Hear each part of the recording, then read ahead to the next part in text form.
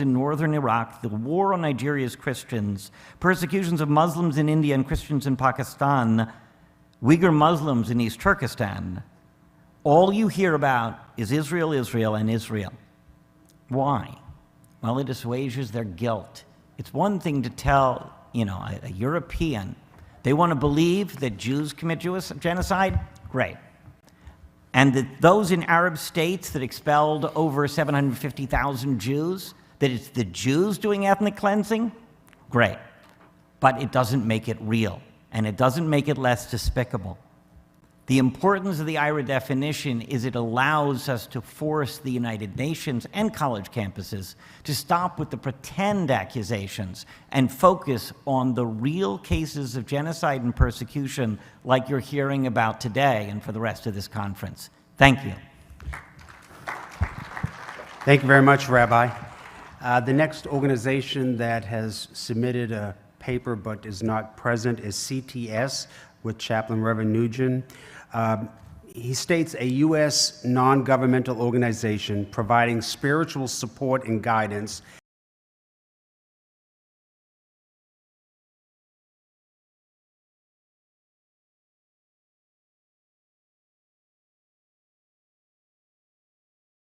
in tracking incidents of religion. Thank you.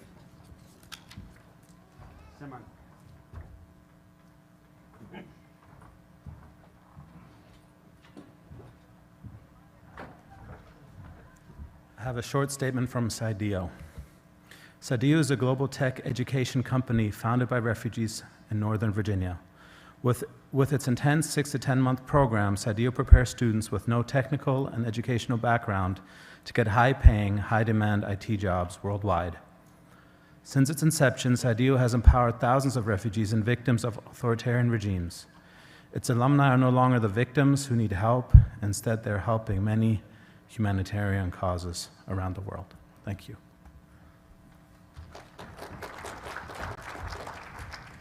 We're getting through these. Next, let me introduce to you EFOP, School for Political Training. Thank you.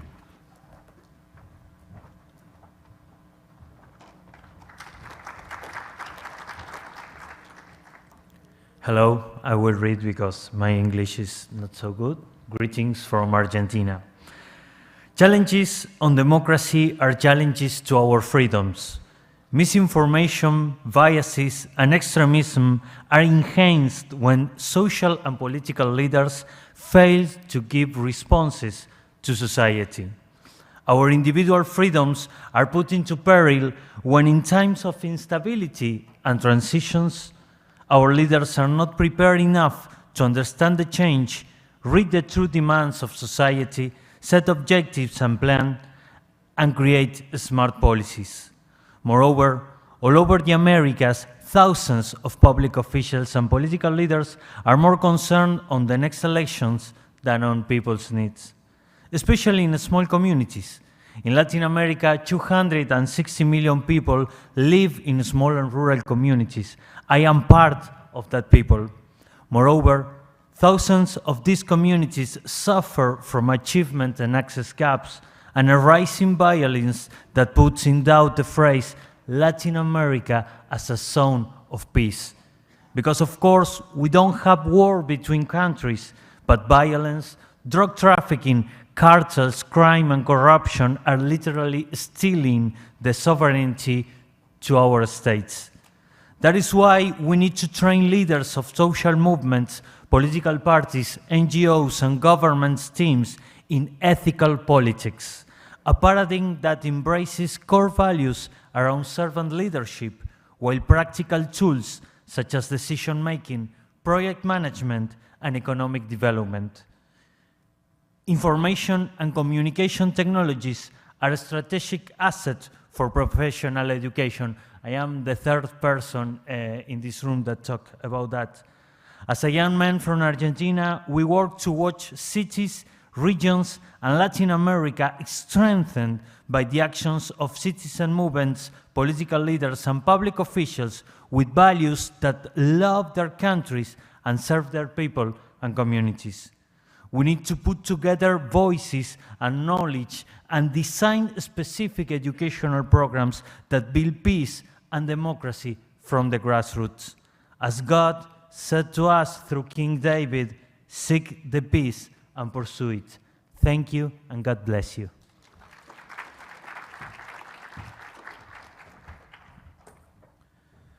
I have a shortened statement from Empower Women Media. Millions of Muslims in restricted countries report that they have no education or media about the benefits of religious freedom. They're frustrated by political Islam and human rights abuses. So we aim to create a digital media strategy to connect with Muslims through the safety of their iPhones, computers, homes, classrooms, community centers, and workplaces. Since early 2021, we have enrolled over 3,200 participants in our Live What You Believe e-course to educate and equip participants as religious freedom advocates. Most of the participants live in Pakistan, Afghanistan, Iran, and other restricted countries. We have received over 1,700 evaluations of our course, and the large majority reported that the e-course convinced them of the benefits of religious freedom and the need to stand up for religious liberty in their Muslim countries. Many organizations already do a great job documenting and publicizing the tragic cases of religious discrimination and persecution around the world. While our course acknowledges these human rights violations, our focus is to draw attention to what is not being talked about enough, the many positive benefits of the universal right of freedom of religion, belief, or conscience. And again, that was a shortened statement. Thank you very much. I'd like to now introduce to you Falun Dafa Information Center. Thank you.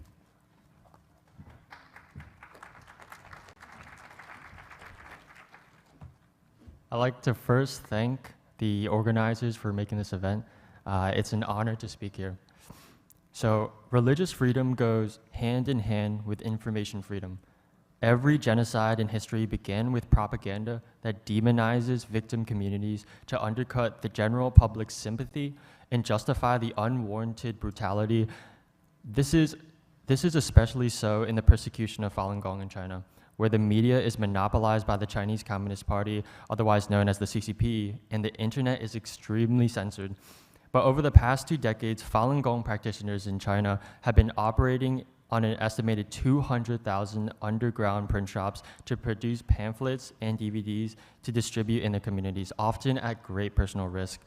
The materials expose the CCP's lies and atrocities. This kind of grassroots dissemination effort counters the state-run media and has thus far induced millions of Chinese citizens to withdraw from the CCP. Outside China, Falun Gong practitioners have been making phone calls to Chinese detention facilities to persuade police officers there to stop participating in the persecution. Some police have become reluctant to torture Falun Gong practitioners after learning the US sanction of CCP officials, though the overall persecution of Falun Gong is still very, very severe to this day. The sanctions are causing a ripple effect because they have personal consequences for these perpetrators. We need to hold these perpetrators accountable. More sanctions like these will increase this effect exponentially. It goes without saying. We recommend the US government provide more funding for software tools used to circumvent China's Great Firewall. This would significantly scale up the reach of these tools in China. A Chinese population with more access to free information is less likely to be an accomplice, less likely to be a victim of the CCP's crimes. Finally, I just want to talk about how fine arts and films are also a very innovative way to broaden the reach of religious freedom. An unprecedented movie on this topic, it's called Unsilenced. It was released in theaters this past January and is now available on streaming platforms such as Amazon, iTunes, Google Play. Unsilenced won the Audience Award at the Austin Film Festival last year. It's one of the first theatrically released movies about religious persecution in China in the 21st century. And lastly, former Secretary Mike Pompeo saw it. He tweeted about it and recommends it. So I really, really invite everyone here to go check it out if you have time. So we really hope more movies like this can be produced so we can clarify the truth on a much larger scale. Thank you very much. Thank you very much. I have a shortened statement from the Federation of Indian American Christian Organizations of North America. Nationalist governments' punitive actions against those whom they feel are challenging their agenda seem to be getting a free pass in Washington, to the extent that the State Department even agrees not to discuss India in its religious freedom conferences. As a solution, we urge the State Department to learn from the past mistakes in Pakistan and Sri Lanka. Thank you.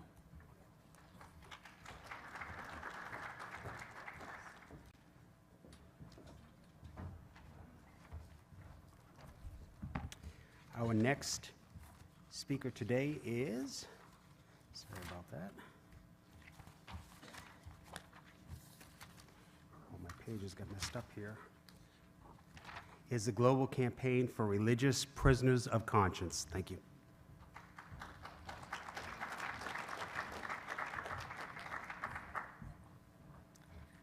Good evening, distinguished organizers and participants. I represent the Global Campaign for Religious Prisoners of Conscience, which is a collaborative effort led by 21 Wilberforce and BPSOS that seeks to challenge the violations of FORB and engage the next generation of young leaders, emerging leaders, through the framework of advocating for individual religious prisoners of conscience. How are we doing this? Emerging leaders this week will be putting on a track highlighting individual RPOCs, personalize their stories, and putting a human face on the consequences of persecution and the repression of FORB. One of the key components at the heart of this campaign is empowering emerging leaders and equipping them to play a leadership role in developing and implementing innovative RPOC advocacy strategies and actions. Last fall, 21 Wilberforce brought together a global cohort of young professionals and students for an Emerging Leaders Network Summit, where they worked with experts to develop strategies and campaigns for religious prisoners of conscience. Going forward, we will place emerging leaders in key positions on the teams identifying the best RPOC advocacy strategies and practices, and help them connect with the different religious prisoners of conscience campaigns that they can join. And of course, you can find more information about that on our campaign efforts through our website.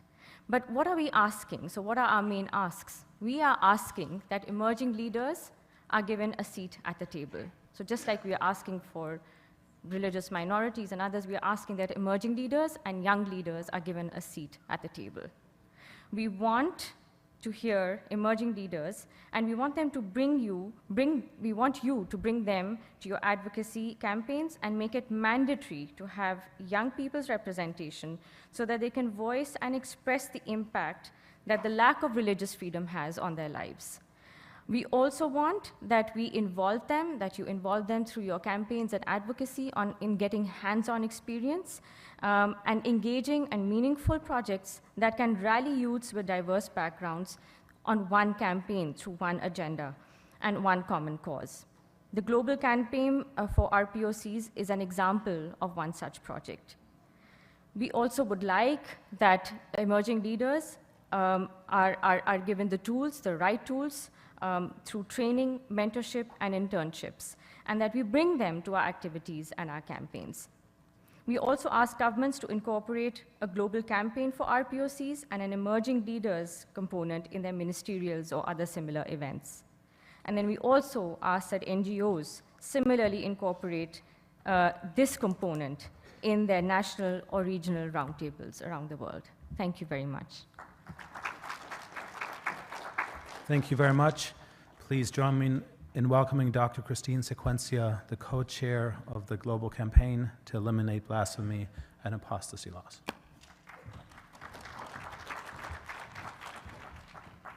Hello, everyone. On behalf of the International Religious Freedom Campaign to Eliminate Blasphemy and Apostasy Laws, I would like to thank you all for your deep commitment to the freedom of religion for all of humankind, including for persecuted religious minority groups around the world. I'm Dr. Christine Sequencia, Policy Director of the National Association of Evangelicals and co-chair for the International Religious Freedom Campaign to Eliminate Blasphemy and Apostasy Laws. Personally, it's my faith that compels me to recognize all people as made in the image of God and work fervently for their right to believe and speak in a free way that builds resilient, pluralistic communities. This was never more true to me than when I witnessed displaced Iraqi Christians serving Syrian Muslim refugees inside of a tiny church in the Middle East. In his own words, Jesus said, "The Spirit of the Lord is upon me. He has sent me to proclaim liberty to the captives and to set at liberty those who are oppressed," in Luke 4:18. So specifically, our committee addresses apostasy and blasphemy. Apostasy is leaving a religion, and blasphemy is the insult of a religion, its objects, or its places. As stated by the U.S. State Department Ambassador at Large for IRF, Rashad Hussain, such laws limit individuals' rights to express and practice their faith and empower extremists to take the law into their own hands and employ violence extrajudicially. We believe it is critically important to urge Afghanistan, Iran, Malaysia, Maldives, Nigeria, Mauritania, Qatar, Saudi Arabia, UAE, and Yemen to repeal the death penalty for apostasy. We urge a similar repeal for blasphemy charges in Afghanistan, Iran, Mauritania, Nigeria, Pakistan, Somalia, and Saudi Arabia. As for our committee work, we endorse legislation like resolutions passed by Chairman Raskin and Senator Langford during the last Congress. We host events like one that will be happening tomorrow at 2:30 in Meeting Room 2. And finally, we are advocating for specific language to be embedded in the United Nations General Assembly by nation states this September. This is where you come in. Everyone perk up. I want to see your cell phones, so I know you have it right in your hand. Just hold it up for me. What we're going to do is sign a charter. All right, now, if you like what I've said and you agree with that, what you're going to do is text IRF to the number 855-549-0168 to sign the charter. Again, that's IRF to 855-549-0168. On behalf of the Earth Campaign to eliminate blasphemy and apostasy laws, I urge you to utilize your voice to help end brutal and inhumane acts of violence by texting IRF to 855-549-0168. Thank you. Thank you very much. We're almost done. We're getting through here. Next, I'd like to introduce to you the future Hazara leaders. Thank you.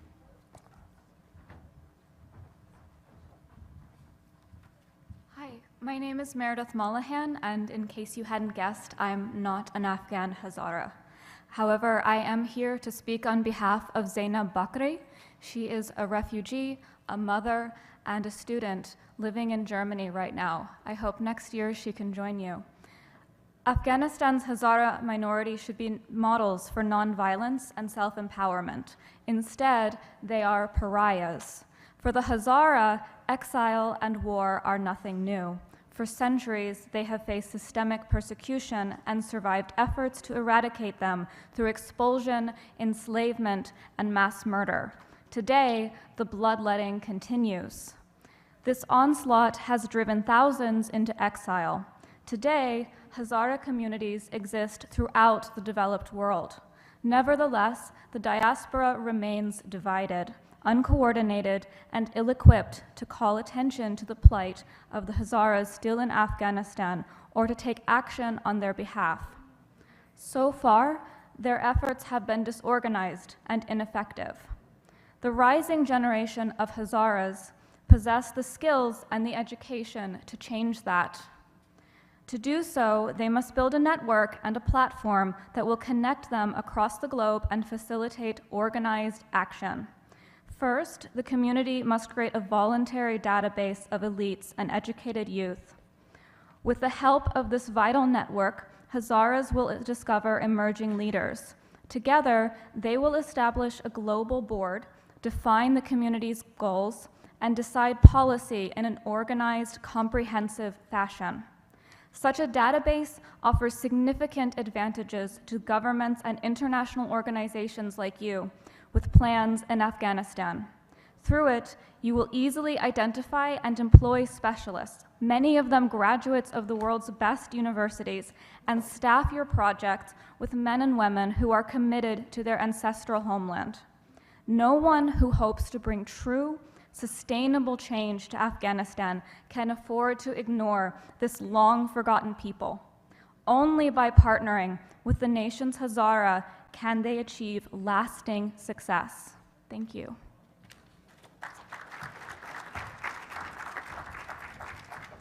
Thank you very much. Please join me in welcoming Tim Carruthers with International Christian Concern. Good evening. My name is Timothy Carruthers. I'm the Southeast Asia Advocacy Manager for International Christian Concern, an assistance and advocacy organization here in the DMV. While CSOs like ourselves typically look at raising awareness and making reactive recommendations, with this prompt we began to assess whether we can make effective solutions that can deter persecution for the long term. We began to look at systemic policies that would derail and prevent state-enabled practices from going forward, something that is prevalent in the region I work in. One of the key areas we identified is how can we leverage the interdependency of our nations using what financial leverage is at our disposal, specifically with assistance dollars. If you take a moment to view the U.S. government's foreign assistance dashboard, it won't take long to find many of the countries of particular concern lined up with obligations for military, economic, or social assistance. But how, as a developer nation, can we continue to give so freely, knowing the practices it overlooks and risk instilling practices which subjugate others as the recipient continues to develop? Our solution implores development assistant country donors to investigate the adoption of conditions in line with human rights benchmarks that must be met and upheld by development recipients. The distribution of foreign assistance must be done under such conditions which would prevent development assistance from enabling and indicating toleration for practices which abuse human rights, including the fundamental right of religious freedom. CSOs should be unanimous that our dollars must match our values. Going forward, donors must expect recipients to demonstrate good faith efforts to meet a consensus-based set of benchmarks developed by CSOs towards the defense of fundamental rights. These benchmarks should be developed by CSOs and championed and resembled but never be limited to the repeal of laws which inhibit the coexistence of interfaith groups, including things like blasphemy laws and bureaucratic protections which protect the public order over individual rights. The use of official religions and certifications which prevent minority groups from finding the right to practice on their own. Repealing things like removing the criminal court, use of criminal courts for the prosecution of nonviolent acts and disputes among religious groups. Failure to meet these benchmarks should result in a visible impact against nations' proposed obligated and funds, and would prevent proposed funds from being raised to accommodate deductions on future developer budgets until these are addressed. This policy should be executed gradually, as it is in no one's interest to see these countries lose their capacity going forward to address these issues. However, the consequences should be visible. At the same time, it is an opportunity for CSOs to fulfill the gaps, to act as service providers and right the ship, and bring order and balance to the obligations and assistance distributions we've come to know, making clear our dollars cannot tolerate injustice. Thank you. Thank you very much. He was really staying on the clock, moving it. Next, the International Committee on Nigeria. Thank you. My name is Stephen Enada, International Committee on Nigeria. ICON provides a forum to make our demands known to foreign governments with a vested interest in Nigeria's democracy. Nigeria's insecurity must be addressed along with violations of religious freedom, freedom of expression, and human rights. We assist the IRF Roundtable in Nigeria, but also promote chat groups, practical tools, and training in how to engage foreign governments as well as their own government. ICON deploys resources to document egregious atrocity happening in Nigeria, to help inform foreign policies of foreign government on Nigeria, to be able to deploy international instruments that can help in this regard. Thank you.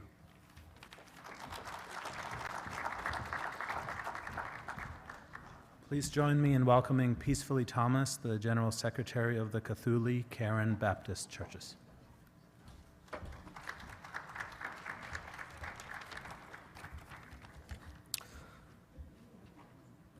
I'm bringing you greetings from the internal displaced people, refugees, and migrant workers of Thai-Myanmar borders. I'm here today to share my story and the story of my people who are running at this moment as we sit in this room together. The Myanmar military, known as the Tatmadaw, continue its brutal violence against the people of Myanmar. It has resulted in a humanitarian crisis that calls for a robust international response of justice and aid. The Tatmadaw has actively targeted civilians, places of worship, school and hospital, displacing nearly 1.5 million people and deliberately blocking access to humanitarian aid. Anti-ethnic sentiments and religious nationalism continues to be weaponized to incite widespread violence against Myanmar ethnic and religious minority. We call on the international community to increase further for humanitarian aid and to work with member states, local partners, and ethnic organizations to deliver this aid both within Myanmar and to refugees in surrounding states. We especially emphasize the need for increased educational aid and opportunity to help ensure that Myanmar does not suffer a lost generations of human potentials. We call on the International Criminal Court to investigate and prosecute those responsible for crimes against humanity, including genocide committed against several ethnic groups, including Chin, Kachin, Karen, and Rohingya.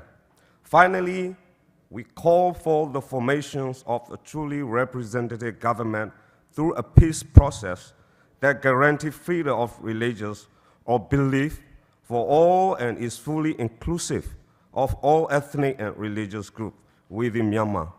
Thank you, and God bless you all. Thank you very much. We'd like to now introduce Reverend Devlin with the Khartoum Earth Roundtable and East Africa Earth Secretariat. Reverend Devlin. Hey everybody, good afternoon. Pastor Devlin. I serve as a pastor in Central Asia, the Middle East, and Africa, just in from Gaza, so I still have a lot of Gaza dust on me. I also happy to serve on the steering committee of the Washington, D.C. International Religious Freedom Roundtable, but my news today proposal is on Khartoum, Sudan. The Khartoum Earth Roundtable held the largest Earth Summit ever in Africa in October of 2020. A total of 500 participants participated in the two-day summit held at Friendship Hall in downtown Khartoum. Speakers included Her Excellency Raja Nicola, the only Christian member of the Sudanese Sovereign Transitional Council, and also His Excellency Ahmed Shahid, the United Nations Special Rapporteur for Freedom of Religion or Belief, also Ambassador at Large Sam Brownback, and our own Greg Mitchell, who I lovingly refer to as the chairman.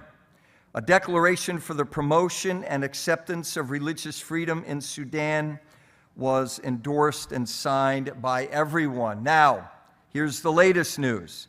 As a follow-up to the 2020 Khartoum, Sudan International Religious Freedom Summit, our Khartoum Earth team, my co-chair is not here today, Tawfiq Asman Saleh, has established the East Africa Earth Secretariat. The purpose of the East African Earth Secretariat will be to bring the concept of religious freedom and religious freedom roundtables to East African nations, including but not limited to, wait for this, South Sudan, Somalia, Somaliland, Eritrea, Ethiopia, Djibouti, Uganda, Kenya, and of course, Sudan. Our goal is to gather leaders from the above countries in December of 2022 in Khartoum, Sudan, to conduct the first East Africa International Religious Freedom Secretariat. I think that's pretty exciting. The East Africa Secretariat will be the first of its kind in East Africa. As co-chairs, we are openly soliciting leaders to participate. From those countries I mentioned, we're openly soliciting financial investors in order to make this event successful and to widely promote religious freedom throughout the nations of East Africa. We are hoping that this innovative, disruptive idea for this Earth Secretariat in East Africa, in inculcating the ideals of Article 18 of UNDHR, will be established as a, quote, city on a hill, close quote, and bring the hope of religious freedom to many. God bless you, and thanks for all you're doing here, all of you, and keep Jesus number one. Thank you very much. Please join me in welcoming Soraya Dean, the founder of Muslim Women Speakers.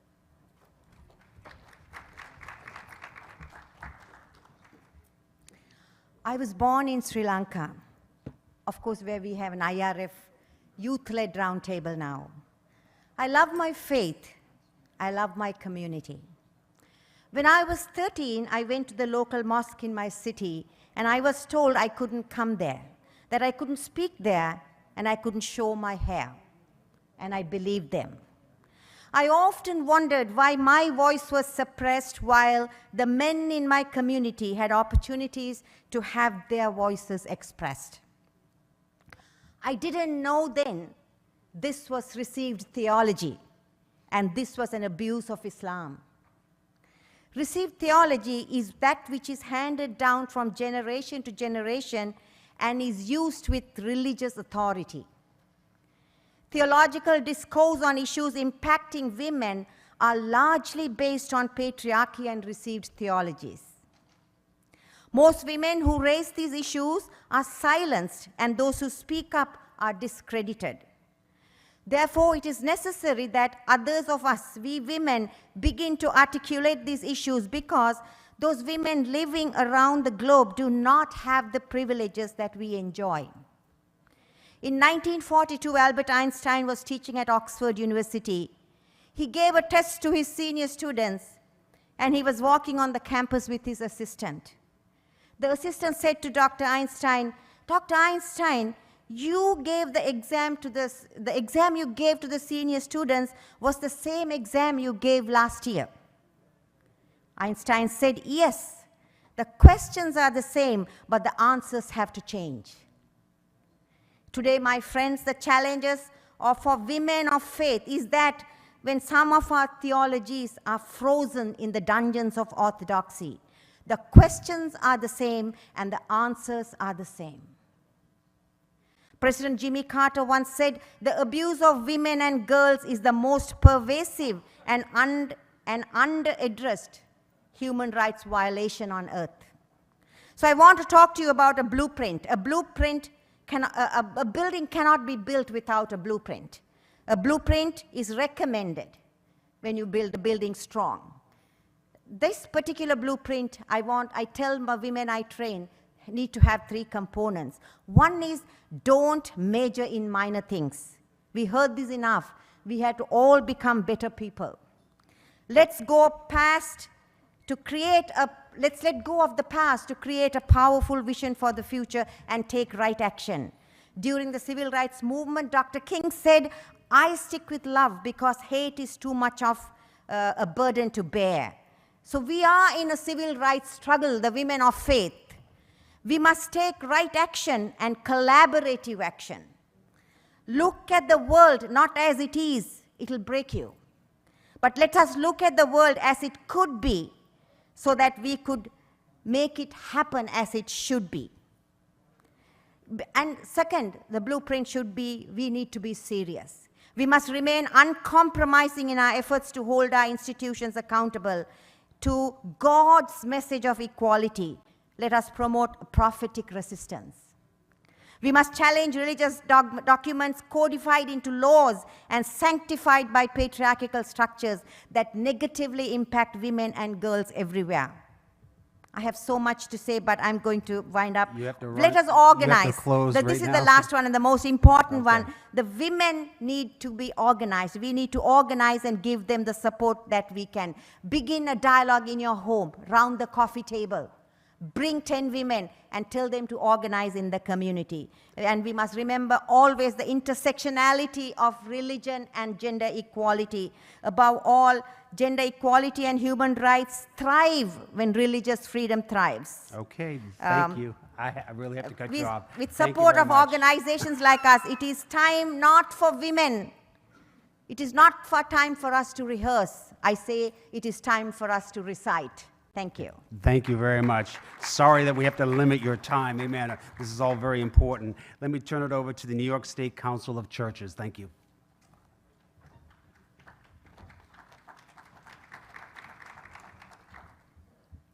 Good afternoon. I am Reverend Judith Van Kennen, and today I bring you greetings from the New York State Council of Churches. The New York State Council of Churches lives into the Christian faith by humbly collaborating with people of different faiths to counter the caste system which is used by the Indian government to neglect its constitution and advance a Hindu nationalist state. In our quest for religious freedom and human rights, we speak out against any efforts to nationalize any religion to the detriment of people of other faiths and/or deny their full participation in a democracy. In collaboration with Muslims, Hindus, Sikhs, Buddhists, Jews, the wide spectrum of Christians, people of lower castes or Dalits, indigenous peoples, and people of no faith, the Council calls on the President and members of Congress to promote policies and laws in India and the United States that do not economically exploit others to benefit the wealthy. We also speak against Indian government's continual efforts to deny U.S. citizens entry into the country of India simply because of their Christian faith. We ask our leaders to speak about the experience that many Christians have been denied entry into India simply because we have professed to be Christians. This has been affirmed by many different communions who are members of the New York State Council of Churches. We also ask our leaders to accept the recommendation of the United States Commission on International and Religious Freedom and designate India as a country of particular concern. Violating human rights and religious freedom destabilizes India and makes them a less reliable strategic partner. We urge the government of India to ease their restrictions on foreign contributions to faith-based institutions. It's really important that United States faith-based institutions can offer humanitarian and financial assistance to Indian institutions which request our help. We also ask our leaders to speak publicly with the government of India about economic exploitation and human rights and religious freedom violations. There is a place for private diplomacy, but it is never at the expense of public critique. Thank you. Thank you very much. Sharifa Shakira with the Rohingya Women Development Network.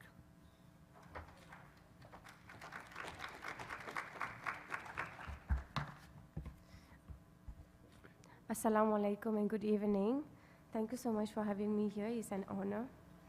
Rohingya people, with the Rohingya people, an ethnic religious minority group in Arakan State, Burma, has been subjected to crimes against humanity and genocide over the course over the past 50 years, with China coming into the country with lots of economic and political interests in 1990s, it has only escalated the process of genocide in our homeland, which has a lot of natural resources and where China sees lots of economic opportunities.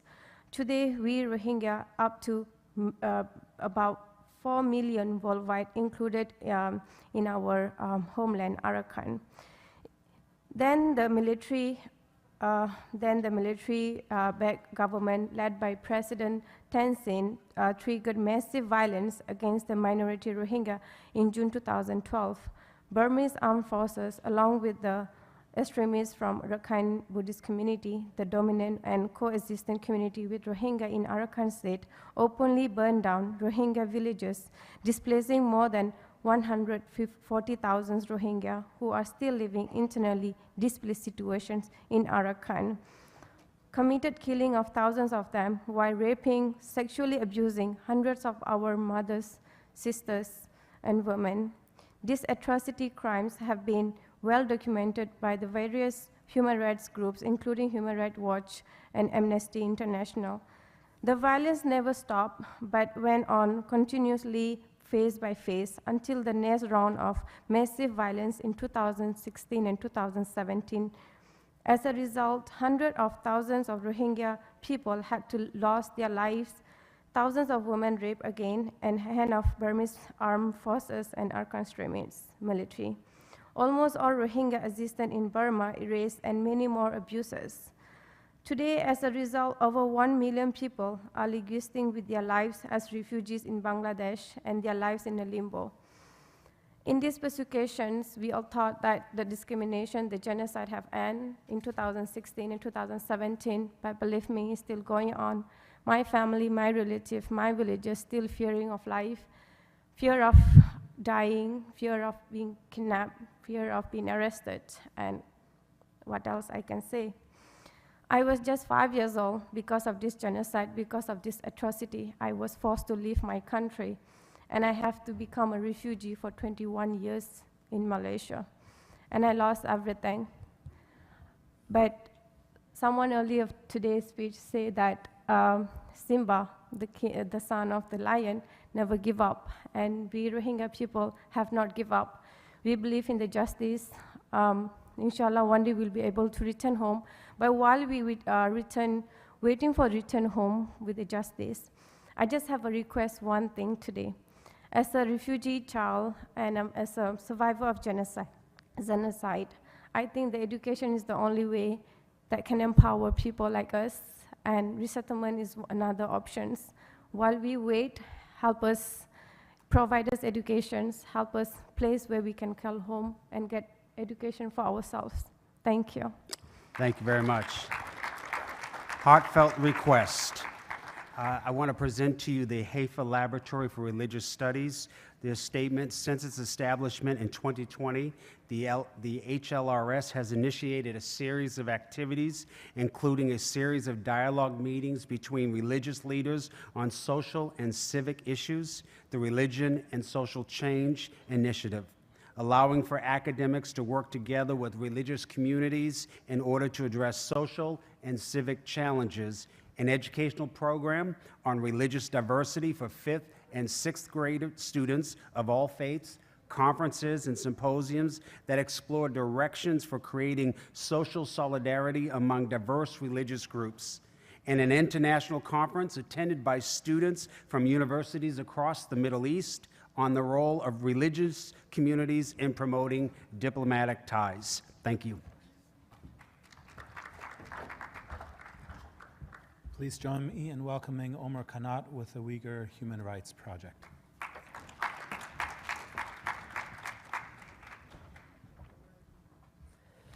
Good afternoon. Thank you for this opportunity.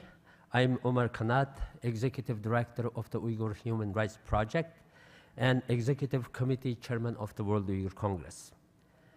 As organizations that is working to stop Uyghur genocide, I would like to give some suggestions as to how the US government and international community can go beyond mere rhetoric to address genocidal crimes, in particular that of the Uyghurs. First, it's critical to mobilize economic leverage and to ensure that it is a multilateral while doing so. Examples include ensuring that the U.S. Uyghur Forced Labor Prevention Act does not create a situation where slave labor goods made by victims of genocide end up in European and other markets, just because they are now banned for importing to the U.S. This is why multilateral coordination is vital. We must find ways to utilize G7, G20, and EU countries to do so. Second, we must deploy the use of secondary sanctions to ensure that global Magnitsky sanctions have a real economic impact. If there are no consequences for those who assess sanctioned perpetrators and actors such as Xinjiang Production and Construction Corporation, ex-PCC, there is little ability to make prosecution from Justice Department an effective incentive to avoid complicity. As the Justice Department cannot persecute people who are not on US soil, it is absolutely necessary to reach foreign enablers. Third, we recommend expanding the Genocide Prevention and Response Toolkit, and in particular to include concrete actions on transnational repression. This would mean taking concrete action to rescue vulnerable and at-risk refugees in danger of deportation to the country that is persecuting them.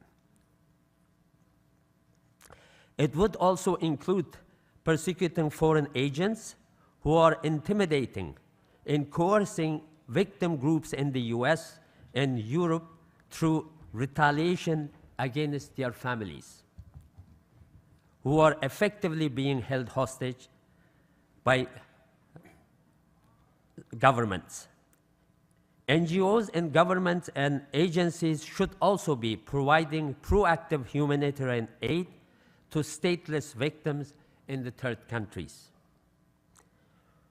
We must take action to ensure that the tools for accountability and deterrence which already have are implemented to full effect. As the Uyghurs continue to face a horrific genocide and the Chinese regime carries forward with relative impunity, it is time to ensure that this situation is a pivot point which will lead to greater justice and the prevention of similar atrocities carried out against vulnerable people worldwide. Thank you. Thank you very much. The second to our last presenters are two women who their husbands are in prison right now in China, and they're going to come and speak for a few minutes representing the wives of Chinese human rights defenders. Would you please welcome them?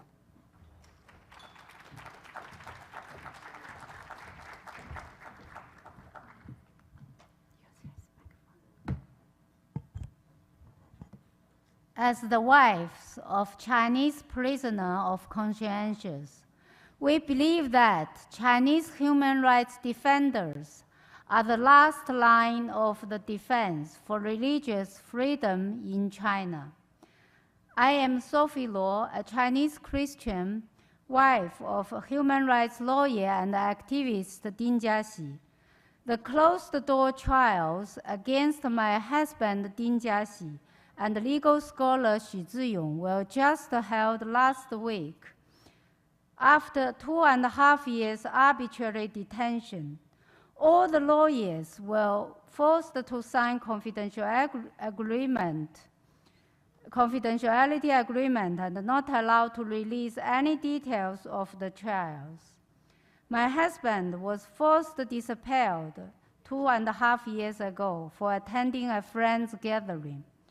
He was sent to secret detention for 6 months, was severely tortured and mistreated, deprived of all the rights.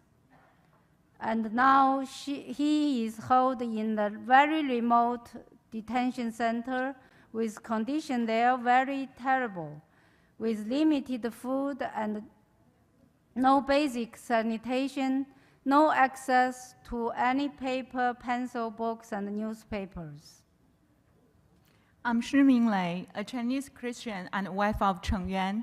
Just as most of you, my husband is also an NGO founder, and he is one of the leading advocates for the abolishment of China's birth control policies. And he also advocated for the disadvantaged people. What he did for justice led him to be tortured, arbitrarily detained, and secretly sentenced to 5 years. And now he is detained in Hunan Chishan prison for forced labor. He needs to work 13 to 15 hours every day, and the whole year, only 4 days rest. I have a 6-year-old girl sit there. She hasn't seen her daddy for 1,073 days. Today, we are calling for your support to push the full release of Ding Jiaxi, Cheng Yuan, and others imprisoned for their good work or beliefs, to hold Chinese Communist Party, the Chinese government, accountable. Thank you. Thank you.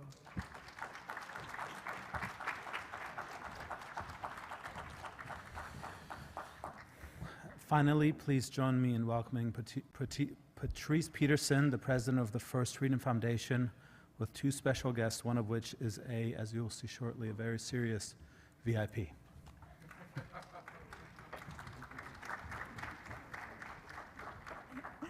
She got so excited about her first time on stage, she just tuckered out.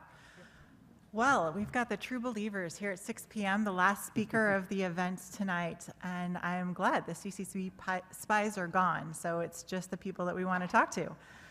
My name is Patrice, president of the First Freedom Foundation. This is my husband and CTO, Dean Householder. Hello. And our baby, Eliza. And we're here to talk about another baby that I'm excited to launch today, something that's taken us away from our snuggle time with this little one. But first, I want to have you think about, why did you come to this conference? Usually people come to events like this for one of 3 reasons. The first is to meet other people with whom you have shared interests. The second is to learn information, news, other relevant information about your work. And third is to share information. Well, today we are very excited to announce that we have developed a new app that you can use to magnify your efforts to do all 3 of those things. Today, during this conference, and also when you go home. And for those who are watching at home, you're able to participate in this conference, to join in the discussion and to participate similarly to if you were here. So it's called the Forb Forum. And if you go right now on your phones to forbforum.org, you can either download the app on the iTunes store or just download it, use it on a web browser. So why do you want to use this Forb Forum app? It is secure, it's searchable, and it's customizable.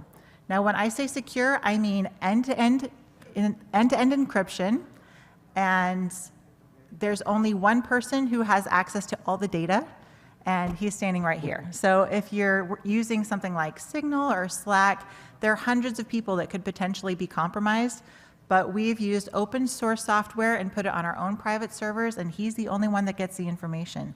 And so it's way more secure than all these other protocols. The second reason is because it's searchable. So it becomes effectively a self-organizing directory in the movement where you can look up people and you can look up information. You can post it. You can find out, hey, some guy on the roundtable meeting mentioned something 2 weeks ago and now I need it and I can't find it because the chat's gone. You can find it on the Forb Forum if they post it to the Forb Forum. The third thing is it's customizable. Like here, you can skip out on speakers that you're not interested in. You can join and leave channels when you, according to your interests, you can create your own public and private channels. So, like every meeting or conference, it's only as good as the people who join. And so we'd like you all to please join today. Go to forbforum.org and sign up. And also think about 3 people you know who are not here today and invite them to join so that we can all collaborate more effectively together. Thank you.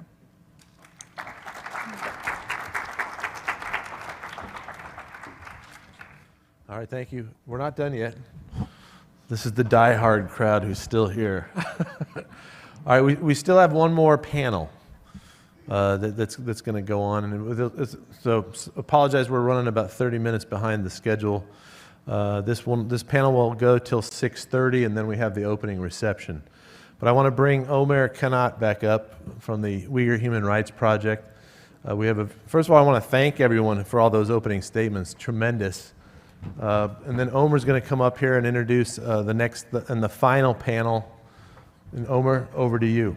Okay, thank you.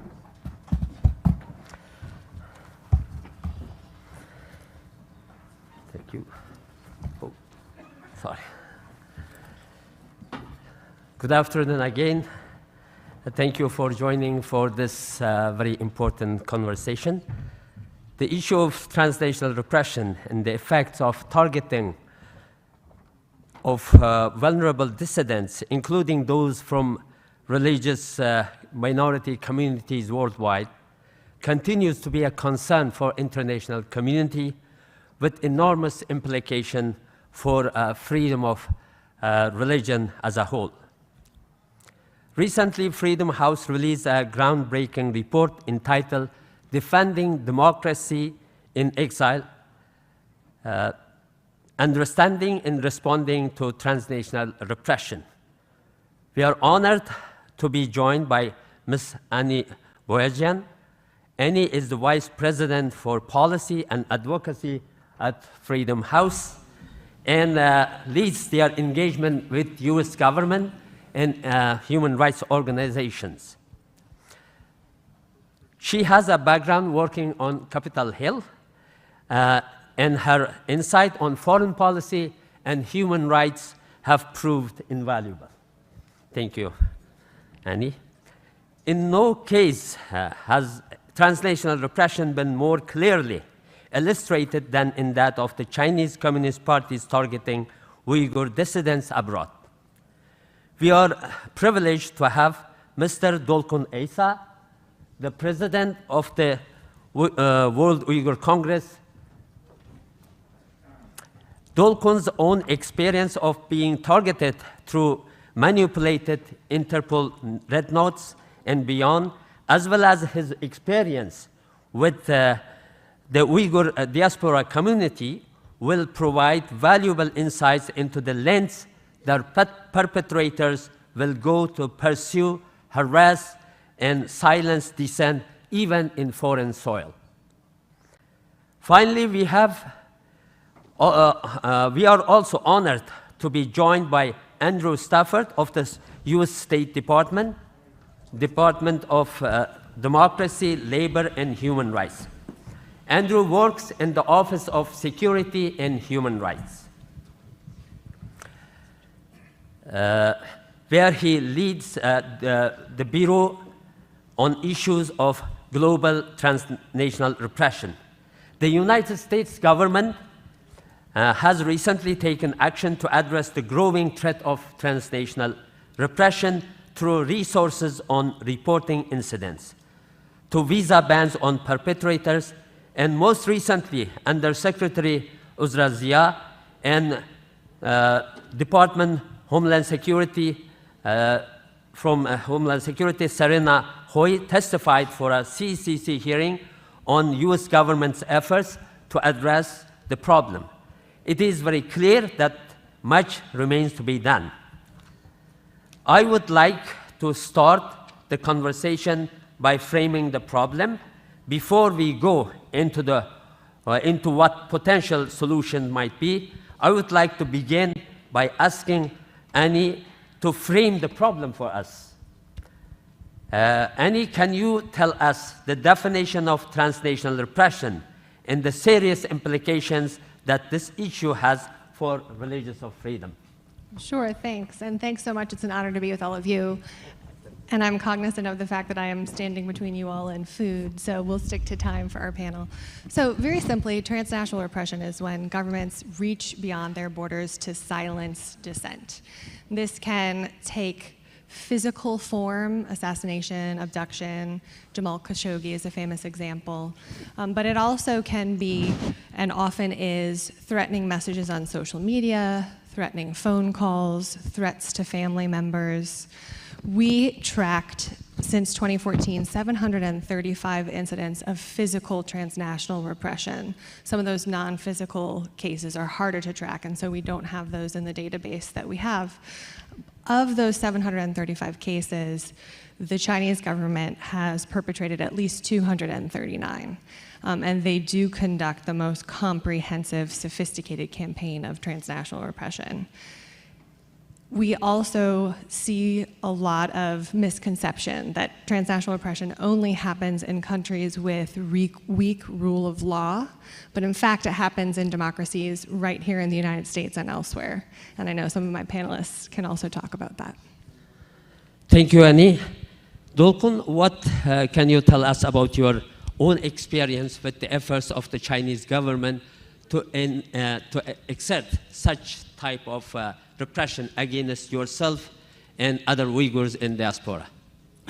Thank you, Omar. So, and we know, and the Chinese government use all opportunity, every opportunity, use different of way, repressions of Uyghur activists, Tibet activists, and the other Hong Kong, and even the Chinese activists as well. They use diplomatic channel, and also use economic power, and the advantage of the technology, surveillance system technology, and also same time use classic way in-person spy network, and also hostage policy. So China use also international legal system, for example, Interpol. Misuse the Interpol to targeted Uyghur activists. I'm the one of them. Chinese government put my name to the Interpol red notes. I had red notes 21 years. Within 21 years, I had faced a lot of problem, and I was deported more than 10 countries so far. Even 2006, first time, after I got to the German citizen, when I arrived to the International Dallas Airport, Washington, I was detained 23 hours, and I was deported to Germany, you know? So until 2012, more than 6 years, I could not enter because of the Chinese long arm, because of the Chinese separation. So finally, 2012, I got a visa. Now I'm here, I'm happy. Thanks for the God, thanks for the US justice system. And this time I enter the VIP channel. This is a big difference. I'm so happy. But, and not only this example, 2008, when I was in the South Korea, I was invited to one of the international human rights conference in the South Korea, Seoul. I was detained in Seoul airport more than 4 days. I had faced deported to China. Finally, and the diplomatic pressure from Germany, from United States, some other European country. It is very last minute, I was deported to Germany, not China. So this is the example. Even such kind of repression was happening in the middle of Europe. I'm the citizen of Europe. In 2017, when I was in the room, I was invited, Senator Campagni, for the joint press conference in the Italian Senate. Just 20 minutes before starting the press conference, more than 20 Italian police. And they arrested me, detained me to the police station. However, Germany protests German ambassador in the room, asking that we never recognize the red notes, and this is a political issue. I was released, but however, Italian police took my fingerprint, took my picture, like treat me as a criminal.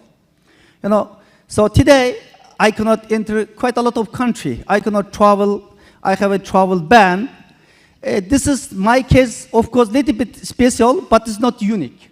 Quite a lot of Uyghur activists, and they have a similar problem today, and there's quite a lot of neighboring country, extradite Uyghur refugees to China, and being Uyghur activists, being activist is not easy, but being Uyghur activist, it is really difficult. Thank you. Yeah. Thank you, Dolqun. Andrew, can you tell us about the U.S. government's response to these problems? How we might reach a common definition of transnational repression, and what we might do to mobilize a more effective response internationally? Absolutely, and thank you for letting me be here today. So first off, I want to reiterate that the U.S. government's response is a whole-of-government response. We are using both state as well as our other interagencies, our partners at Commerce, our partners at Justice, and the FBI. We are coordinated, we are talking to each other, and we are sharing information so that it is a whole-of-government response using everything that we have as part of the U.S. government to counter this issue. Secondly, I'm going to say that it's an agile response. We are responding to these threats. This is one of the most, transnational repression is one of the most serious threats that we've seen. It is very technologically advanced, and it's also very much unadvanced at the same time. It can take many forms, so we have to be very quick and respond in real time to these threats. Thank you, Andrew. In light of these efforts, what do you think should be done in furtherance of the aims to ensure the United States and other countries reduce this threat and ensure an environment of safety, especially for victims of persecution? How might we mobilize our response? Will you start with your thoughts? Freedom House has had a very wonderful policy suggestion in its last report. Sure. Well, I think it's exactly right that we need to limit the ability of perpetrators to commit transnational repression, and we also need to work to protect potential victims and support them after the fact. So we have tracked 36 governments engaging in transnational repression, part of this intensifying trend we've seen of worsening repression globally. And one important first step would be to codify a definition of what transnational repression is. The FBI, as you mentioned, Andrew, has been doing some excellent work, and they actually have a resource page where there's a definition built from Freedom House reports. Before you can address transnational repression, you need to understand what it is. And so governments need to be training folks and officials who may come in contact with it how to recognize it, so that folks like Mr. Əysa don't end up trapped with false red notices that get you deported unfairly. We need to make sure that we're providing resources and doing community outreach and working multilaterally, because these authoritarians are outsmarting us and they're working together to misuse our own democratic systems, and so we need to stay a step ahead. Thank you, Annie. Would you like to share your thoughts, Dolqun? Yeah, so unfortunately today, quite a lot of countries, even some European countries, have a special agreement with China extraditions. Yeah. People and the activists on China saying is of course this criminal extradition, but on the Chinese government eyes, every activist, Tibet activists, even Hong Kong's activists is criminal today. So that's why this kind of agreement must be cancelled today, you know. And secondly, my advice, international like Interpol, even the UN Human Rights Council, and the UN system must be reformed. Otherwise, today China use economic power to manipulate its whole system. Because I already told my story, and there is several other stories. Today, also several Uyghur refugees and had under faced to the deport to China. Now is 4 Uyghur refugees in the had been faced in Saudi Arabia. And one Uyghur activist refugees in the Morocco more than 1 year. So that's why China all the time uses the misuse Interpol, then they use advantage and make pressure. That's why UN system must be reformed, and the Interpol also must be reformed. International system must be reformed, and the bilateral agreement must be cancelled.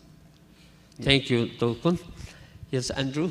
Do you have anything to share with us? Oh, absolutely. I would. It's open. No, but I would like to share that we need to continue our efforts to engage like-minded countries and like-minded partners in our efforts to prevent transnational oppression. This includes information sharing of cases. This includes sharing our best practices, and this includes getting law enforcement agencies to talk to each other so that we can identify these issues early and address them early as well. And also, we need to expand our support for, continue our support for victims of transnational oppression, as Annie mentioned earlier, and to help these people and their families show that PRC transnational oppression doesn't end there, and it's not an end all. We can get them back. And lastly, I want to say that we need to, sorry. Thank you so much. The transnational repression, of course, is a very broad issue, but we have very limited time. Thank you for the speakers. So thank you for all joining us to discuss this sobering issue. I would like to close by taking a moment to recognize the brave survivors, Uyghur survivors, who are with us here today.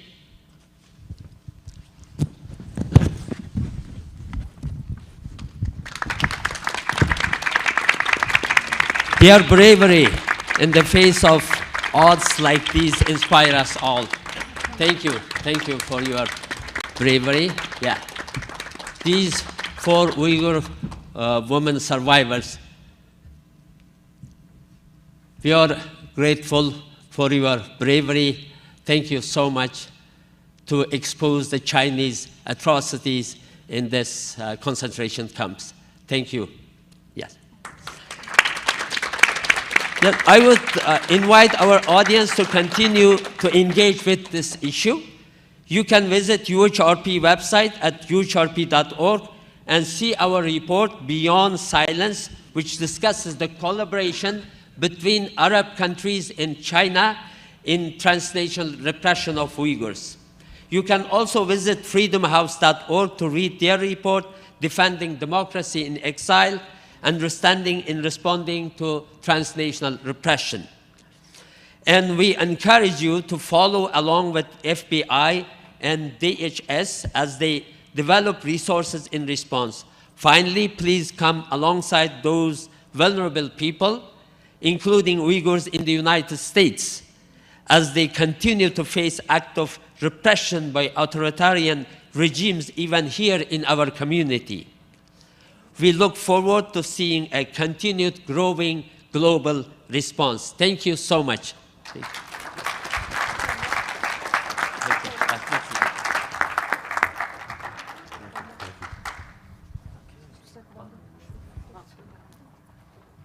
All right. Thank you so much. Thank you.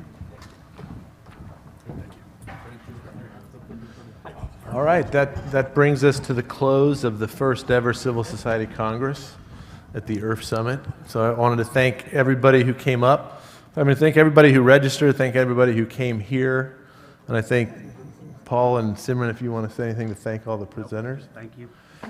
But I thought it was very successful, and I want to thank you all for sticking it out to the very end here. I want to say hi to Nathan over here, our old friend from the IRF Roundtable, who's at the State Department now. But again, and I see many friends in the audience, so I just wanted to thank you all for coming. And thanks for making the first ever Civil Society Congress a success. So there's an opening reception tonight. I think it should be right. Most of us will go straight from here to the opening reception. And then is there a dinner tonight? But then the opening plenary session is tomorrow morning. So we'll have 2 plenary sessions tomorrow, 1 plenary on Thursday morning. Again, the opening reception tonight, there's going to be partner lunches. We have a partner dinner that IRF Secretariat's hosting tomorrow night. Hope to see you there. And then obviously Thursday we have, again, the final plenary, and then there's breakout sessions tomorrow afternoon, Thursday afternoon, and then the wonderful awards dinner on Thursday night. So look forward to seeing you again tomorrow. And again, thank you again for coming to the Congress and making it a success.